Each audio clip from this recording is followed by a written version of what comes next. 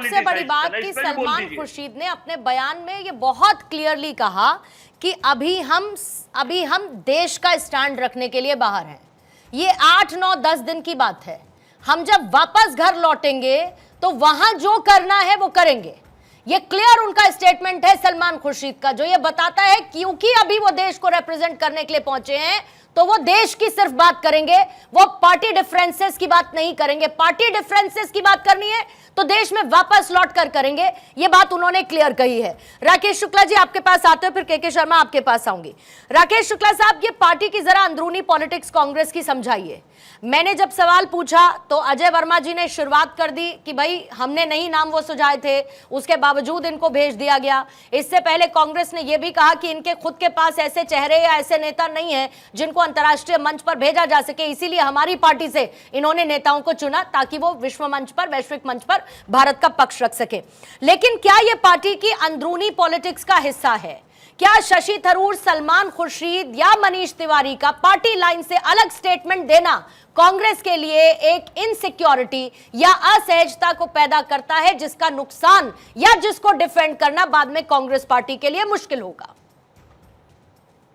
देखिए, सलमान खुर्शीद जी दोनों भूमिका में बहुत अच्छे रहे।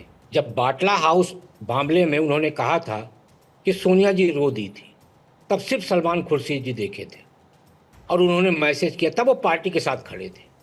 लेकिन आज जब वो राष्ट्र की बात कर रहे हैं तो वो राष्ट्र के साथ खड़े। एक बात हमें स्पष्टता के साथ समझनी होगी कि भारत से जो भी सांसद गया है वो किसी राजनीतिक पार्टी का व्यक्ति नहीं है, भारत का सांसद है, यानी भारत सरकार का प्रतिनिधि गया हुआ है। और भारत सरकार का प्रतिनिधि दुनिया के तमाम देशों में पाक के उस नैरेटिव को खत्म करने गया हुआ है, जो प्रोपोगंडा वो अभी हाल के संघर्ष के समय पर उसने नया प्रोपोगंडा खड़ा किया। तो सलमान खुर्शीद जी हो, मनीष तिवारी जी हो, शशि थरूर जी हो, वो वहां पे कांग्रेस के प्रवक्ता बन के अपनी बात नहीं कहेंगे, क्योंकि वो भारत सरकार के प्रतिनिधि हैं, तो राष्ट्रहित की ही बात करेंगे। और सलमान खुर्शीद जी ने बिल्कुल सही कहा कि जब हम बाहर हैं तो हमारी विदेश नीति है, और जब हम अंदर रहेंगे यानी भारत में रहेंगे तो हमारी पार्टी नीति रहेगी। तो पार्टी नीति और देश नीति, इन दोनों में समझना बहुत आवश्यक है। अब रही बात जो कन्फ्यूजन की आप बात कर रही, तो एक बात तो हमें समझ लेनी चाहिए कि कांग्रेस पार्टी 2024 के बाद से थोड़ा ज़्यादा उत्साहित हुई है। तो ये लगने लगा है कि जो मुस्लिम वोटर है वो हमारी तरफ झुकाव बढ़ाया है। तो अब उसकी जो पूरी ऊर्जा है वो इस बात पे लग रही है कि मुस्लिम वोटर हमारे पास से ना जाने पाए, और उसके लिए जो खतरा है वो है क्षेत्रीय दल जो कांग्रेस से ही जन्म लिए हुए। अब आप देखिए, हिंदू मुसलमान करने की बात आती है कि भाजपा करती है। मैं इसमें भाजपा को प्रमाण पत्र नहीं दे रहा कि भाजपा करती है नहीं करती है, लेकिन कांग्रेस प्रवक्ता की तरफ से ये कहना कितना उचित है कि भाजपा के पास मुस्लिम सांसद नहीं है तो वो विदेश भेजने के लिए उधार के सांसद लिए। क्या ये राष्ट्र हित में उचित है बयान? ऐसे मौके पर जब भारत के ऊपर आतंकवादी खतरा मंडरा रहा, ऐसे मौके पर जब भारत का पड़ोसी एक नया प्रोपोगंडा तैयार कर रहा, ऐसे मौके पर क्या हिंदू मुसलमान करना उचित है? तो सबसे मूल बात यही है कि कांग्रेस पहले भी कंफ्यूज थी। यदि वो कंफ्यूज नहीं होती तो अभी अजमल कसाब का विषय आया तो अजमल कसाब को मुंह अंधेरे फांसी नहीं दी जाती। ये वो आतंकवादी था जो एक जथ था, निर्दोष 150 नागरिकों को मार दिए थे, उनके लिए चुपचाप फांसी नहीं देनी चाहिए। तो क्या उस समय कांग्रेस ने मुसलमान नहीं देखा? तो कांग्रेस उस समय भी मुसलमान देख रही थी, आज भी मुसलमान देख रही है। इसीलिए कांग्रेस कंफ्यूज है। उसे अपने जो ईमानदार नेता हैं उन पे भी उसे शक हो रहा है, और मुझे लगता है यही कमजोरी उसके लिए आगे घातक साबित। ठीक है, के शर्मा साहब, राहुल गांधी ने सरकार की रणनीति पर सवाल उठाए। राहुल गांधी ने ऑपरेशन सिंदूर के बाद जब सर्वदलीय बैठक हुई और सब लोग पहुंचे तो बिल्कुल सरकार के साथ स्टैंड दिया ये बताते हुए कि हम सरकार के साथ हैं, सरकार जो भी एक्शन लेगी हम उसके साथ हैं। लेकिन उसके बावजूद बदस्तूर जो सरकार की तरफ से की गई कार्रवाई या सो कॉल्ड सीज फायर या संघर्ष विराम, मैं उसको टू पुट इट राइट अगर मैं कहूं, उसको लेकर उन्होंने सवाल उठाए। धारा 370 को लेकर कांग्रेस का स्टैंड अलग है। भारत ने जीरो टॉलरेंस की बात की। सपोर्ट करते हुए अंतर्राष्ट्रीय मंच पर पाकिस्तान को घेरने वाले शशि थरूर भी नजर आए, सलमान खुर्शीद भी नजर आए, मनीष तिवारी भी नजर आए, जिनको भेजने के लिए कांग्रेस तैयार नहीं थी। आपको लगता है कि राहुल गांधी की तरफ से तय की गई पार्टी की लाइन पर सवाल खड़े होंगे, राहुल गांधी के लिए गए फैसलों पर सवाल खड़े होंगे? ये कांग्रेस की बढ़ती हुई असहजता का एक कारण संभव है? भाई जी बस 2 मिनट हम बोलेंगे, हो सकता है मेरी बात कहीं किसी, क्योंकि मेरा लक्ष्य जहां बोलने का है वो वहां तक पहुंचने के, मुझे बीच में थोड़ा सा बोलिए कीजिएगा। देखिए 12 साल से भाजपा सरकार जो है 70 साल का हिसाब जब घूम घूम के मांग रही थी, उसमें 62 का युद्ध भी, चाइना का युद्ध भी था, 1971 का भी युद्ध था, पाकिस्तान के साथ जो 2 युद्ध हुआ, यदि वो अपनी इमरजेंसी का भी हिसाब मांग रही है, बोफोर्स तोप का भी हिसाब मांग रही है।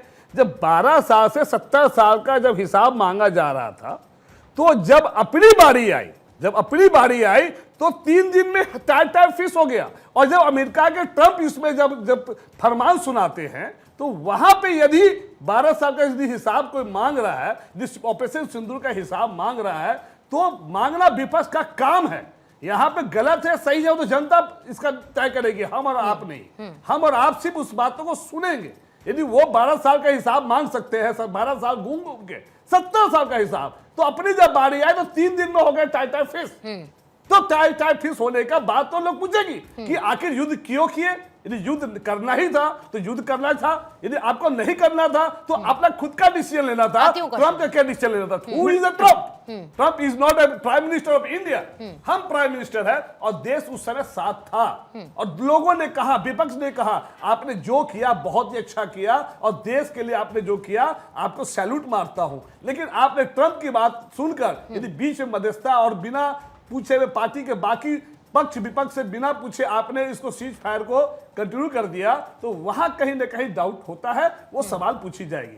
वही बात अब डेलीगेशन की बात आ रही, जो दूसरा सवाल है आपका, उसमें पार्टी लाइन से हटकर यदि उन्होंने बोला है तो देश हित में बोला है, वो गलत नहीं है। पार्टी तो शायद उसको कही नहीं है कि वो हमारा पर्सनल वो नहीं है, लेकिन अब सवाल यह होगी कि क्यों उन्होंने सलमान खुर्शीद को ही और शशि थरूर को क्यों चुना? आपको पता है हर पार्टी का विभीषण होता है। हर जैसे है ना, रावण जब युद्ध हुआ था, रावण को मारने वाला भी विभीषण था। यदि विभीषण नहीं होता तो उसी तरह हर पार्टी में जो नाराज एमपी होते हैं, जो किसी वजह से हम उसको यदि प्रोत्साहित करते हैं, आप इतना ही था तो शत्रुघ्न सिन्हा को बुला लेते हैं। शत्रुघ्न सिन्हा भी तो एक जमाने में बीजेपी के पार्टी लाइन से हटके बात कर रहे थे, यशवंत सिन्हा भी पार्टी लाइन से हटके बात कर रहे थे उस समय। तो वैसे नेता, अभी सबको पता है कि शशि थरूर जी जिस तरह से पार्टी के लाइन से हटके बयान दे रहे हैं, ऐसे लोगों को बुलाते हैं जिससे पार्टी है। इससे कहीं ना कहीं नाराजगी कांग्रेस को है, बट कांग्रेस को यहां पे मेरे हिसाब से उसको कोई, ये उनका पर्सनल कमेंट हो सकता है, ये उसको दरकिनार करते हुए देश हित में यदि अभी बात चल रही है, विदेश की धरती पे हो रही है, मतलब पर्सनल नहीं हुआ, देश से जुड़ी हुई, देश से जुड़ी हुई, पर्सनल नहीं हुई, निजी नहीं हुई, देशभक्त निजी है। लेकिन आपने उस सवाल का जवाब जरूर दे दिया कि जब शशि थरूर के बाद अभी सलमान खुर्शीद ने पूछा कि क्या देशभक्ति इतनी मुश्किल है, आपने उसका बिल्कुल सटीक जवाब दे दिया जब आपने उनको विभीषण की संज्ञा दे दी। सर विभीषण की संज्ञा आपने दे दी, विभीषण की संज्ञा आपने दे दी, सर विभीषण की संज्ञा आपने दे दी। और आप इस बात पे खुश हो रहे हैं जब मैं आपको ये बात कह रही हूं, आपको लग रहा है आपने कितनी बढ़िया बात कर दी। हाँ, क्योंकि आपने कितनी बढ़िया बात कर दी। लेकिन मैं आपको ये कह रही हूं कि जब कोई देश की बात करता है तो आप कहते हैं कि विभीषण है। कितनी बढ़िया बात कर दी सर आपने। हाँ, क्योंकि यही वो अंतर्राष्ट्रीय मंच पर जाकर यही वो अंतर्राष्ट्रीय मंच पर जाकर अगर देश की बात नहीं करते तो वो आपके लिए विभीषण नहीं होते। बड़ी अच्छी बात। अभी वो बीजेपी में जाने वाले हैं सर, रास्ता तय अभी आप देख लीजिएगा 1 साल के अंदर। मुझे लगता है उनके लिए तो अच्छी बात होगी ना, फिर जाने वाले हैं, अच्छी बात होगी अगर ऐसा है तो। बीजेपी के लिए तो फिर विन-विन बातों को फिर हम दरकिनार नहीं करना चाहिए। जब वो पार्टी खिलाफ बोल रहे थे तो भाजपा यही भाजपा